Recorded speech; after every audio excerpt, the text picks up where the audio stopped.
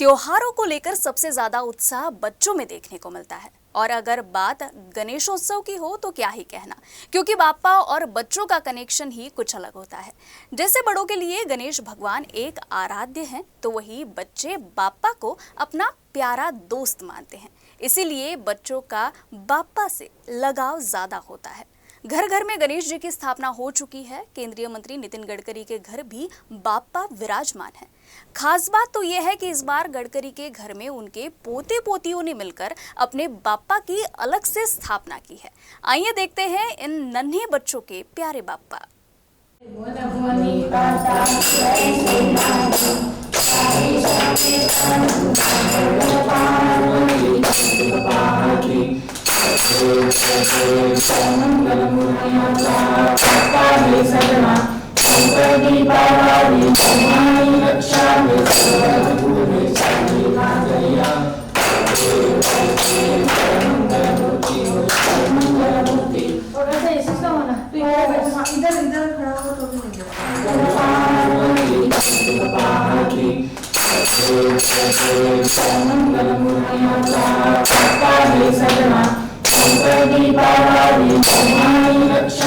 संपूर्ण देश उत्साहात गणेशोत्सव साजरा करत असून घरोघरी गणपती बाप्पा विराजमान झाले आहेत आणि केंद्रीय मंत्री नितिन गडकरी यांच्या निवासस्थानी सुद्धा 2 गणरायाची स्थापना झालेली आहे।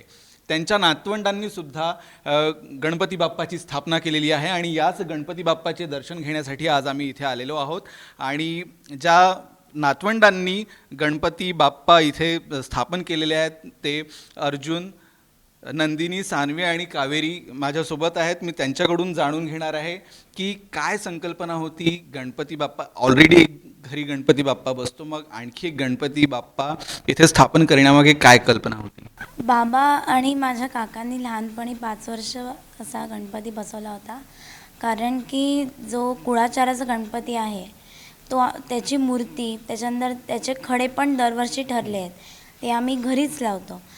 त्यामुळे एक्साइटमेंट आणि क्युरिओसिटी असायचीच दरवर्षी की गणपती येणार आहे, पण दरवर्षी तेच साड्या किंवा मग म्हणजे थीम वाईज डेकोरेशन नाही करता यायचं, थोडंसं हे राहायचं की नाही मग। आणि एकदा तिथे बसला की विसर्जनाच्या नंतरच तुम्हाला हात लावता येईल, त्यामुळे की असं लक्ष झालं की काही चेंजेस पाहिजे, ते पण नाही करता यायचे। तर आम्हाला यावर्षी काकूंनी आयडिया दिली की तुम्ही पण असा गणपती बसवू शकता, आणि आम्ही 5 जणांनी पंचरत्न गणेशोत्सव मंडळ एस्टॅब्लिश केलं आणि 5 वर्ष यावर्षीपासून आम्ही गणपती बसवणार असं ठरवलं। जेव्हा मग हे ठरलं की गणपती बसवायचा आहे, तर मग घरच्यांकडून कुटुंबियांकडून काय तुम्हाला प्रतिसाद मिळाला? जेव्हा काकूंनी आयडिया दिली तेव्हा आजी बाजूलाच उभी होती आणि आजी म्हणाली की काका आणि बाबांनी पण हे केलं होतं, आणि तर त्यांनी इतकं व्यवस्थित केल्यामुळे मला असं वाटतं की तुम्ही करू शकता, आणि आम्हाला सगळ्यांनी सपोर्ट केला। आणि आबांनी म्हटलं की तुम्ही वर्गणी पण नका घेऊ, मी सगळं तुम्हाला देतो। पण आम्ही सगळ्यांकडून वर्गणी घेतली, आम्ही जास्ती नाही पण सगळ्यांना आम्ही सांगितलं की आमची ही आयडिया आहे, तर तुम्हाला जे पण गणपतीसाठी द्यायचं आहे ते द्या। तर आम्हाला सगळ्यांनी 500 रुपीज दिले आणि आमच्याकडे एंड ऑफ द डेला त्या दिवशी 11,500 समथिंग जमा झाले होते आमच्या मंडळाकडे। तर मग मंडळाकडे तुमच्याकडे वर्गणी आली, तर मग कसा तुम्ही खर्च टप्प्याटप्प्यात वाटला? आम्ही सगळ्यात पहिले डिवाईड केलं की कोण म्हणजे कामं डिवाईड केले, जसं फायनान्शियल म्हणजे पैसे कोणाकडे राहतील तर फायनान्शियल हेड म्हणजे आम्ही असं डिपार्टमेंट केलं। फायनान्शियल हेड आम्ही निनादला बनवलं, म्हणजे त्याच्याकडे पूर्ण बजेट तो बनवेल। त्याच्यानंतर जसं डेकोरेशनचं सामान तर पैसे त्याच्याकडे राहतील। मी डेकोरेशनची हेड होती की म्हणजे सामान कसं आणायचं आहे त्याचं बजेट, त्याची लिस्ट मला निनादला द्यायची होती, आणि जर त्याला वाटलं की नाही हे व्हॅलिड आहेत, हे सगळं आपल्याला या थीममध्ये लागणार आहे, त्यांनी ती अप्रूव्ह केलं आणि मग आम्ही ते सामान घेतलं। असं आमची एक हे होती, स्टेप बाय स्टेप आम्ही गेलो। नक्कीच सार्वजनिक गणेशोत्सव मंडळासाठी जे संस्कार हवे असतात ते आता तुमच्यावर घडत आहेत। अर्जुन आहे, मला सांग की गणपती बाप्पा तर बसले आता, पण शाळा सुरू आहेत, अभ्यास सुरू आहेत, मग आरत्यासुद्धा आल्या, सकाळची आरती, सायंकाळची आरती. मग तुम्ही नियोजन कसं करता? अभ्यासातून, शाळेतून गणपती बाप्पासाठी कसा वेळ काढता? सकाळी आम्ही लवकर उठतो. आमचे असं सगळ्यांना कामं दिलं की या दिवशी याला आरती, तिला लवकर उठायचं, मग तिला लवकर करायचं आरती, मग संध्याकाळी अजून एक आरती. डेकोरेशनचा मुद्दा आहे. डेकोरेशन खूप छान केलेलं आहे, युनिक आहे काहीतरी. म्हणजे आधुनिकता आणि पारंपरिकता अशी ती जोड दिलेली आहे. तर सान्वीकडून जाणून घेणार आहे की डेकोरेशन कसं काय तुम्ही ठरवलं, काय करायचं आहे आणि हे काय काय तुम्ही बनवलेलं आहे? तसं तर ही निनादची आयडिया होती करायची. पहिले आम्ही राम मंदिरची थीम करणार होतो, पण मग नंतर आम्हाला हे सगळं सुचलं आणि त्याच्यानंतर आम्ही हे सगळं असं केलं आणि आम्ही म्हणजे असं सगळं करून सगळ्यांना आवडलं. आम्हाला म्हणजे मला तर नव्हतं वाटलं की सगळ्यांना आवडेल, पण आवडलं. काय काय एफर्ट्स घेतले तुम्ही हे डेकोरेशन तयार करण्यामागे? जास्त नाही, पण खूप घेतले. खूप घेतलेले आहे डेकोरेशनसाठी एफर्ट्स.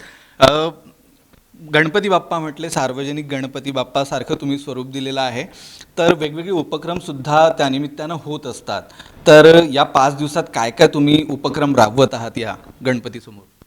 आम्ही एक दिवस माझ्या शाळेमध्ये गौरी सातपुते म्हणून माझी सिनियर आहे 9th स्टँडर्डमध्ये, तिचा एक दिवस आम्ही गायन सेवा इथे ठेवली होती गणपती बाप्पासमोर. आणि जसं आज आपण पाहिलं की आरती आमच्याकडे ज्या ताई आहेत नंदाताई, त्यांचा वाढदिवस होता, तर आम्ही त्यांना आणि बाकी सगळे पण आम्हाला, जरी आम्ही सगळं इंडिपेंडेंटली केलं असं सगळे म्हणतात आहे, पण छोटी मोठी हेल्प सगळेच आम्हाला करतात आहेत. जसं त्या लोकांनी आम्हाला वर्गणी दिली किंवा छोटीतली छोटी हेल्प, जसं टेबल पण जरी सरकवायचं असेल तरी त्यांचं खूप मोठं कॉन्ट्रीब्युशन आहे असं मला वाटतं.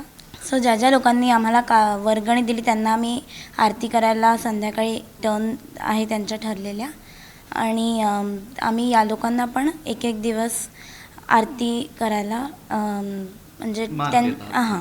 नक्कीच तुमच्या भावंडांचा हा उपक्रम कौतुकास्पद आहे. पण आज आता गणपती बाप्पा आहे, बुद्धीची देवता आपण म्हणत असतो. तर मी काही प्रश्न विचारणार आहे तुम्हाला. तर सर्वात आधी आपण कावेरीपासून सुरुवात करूया. कावेरीला वक्रतुंड महाकाय म्हणता येतं ना? म्हण. पतलतुंड महाकाय सूर्य तोती समाप्रभ निर्विघ्नं तन्मेदेव सर्वकार्येषु सर्वदा. वाह, क्या बात आहे. जोरदार टाळ्या झाल्या पाहिजे कावेरीसाठी. सान्वीकडे दुसरा प्रश्न आहे. गणपती बाप्पाचं वाहन कोणतं? उंदीर. चला, एक प्रश्नाचं उत्तर बरोबर दिलेलं आहे. अर्जुनची ताई मदत करणार आहे. अर्जुनला गणपती बाप्पांची 5 नावं. गणेश, गणपती, एकदंत, विनायक, लंबोदर. वा, छान. नंदिनी, तर नक्कीच तुम्हाला 5ही भावंडांचं खूप खूप कौतुक, आणि तुम्ही एक नक्कीच आदर्श प्रस्थापित केलेला आहे अशा प्रकारे, आणि जे संस्कार तुमच्यावर घडत आहेत ते नक्कीच वाखाणण्याजोगे आहे. तर नितीन गडकरींच्या नातवंडांनी या गणरायाची इथे स्थापना केलेली आहे आणि या गणरायाचं आज आपण इथे दर्शन घेतलेलं आहे. कॅमेरा पर्सन जितेंद्र खापरेसह मी निशांत, UC न्यूज, नागपूर.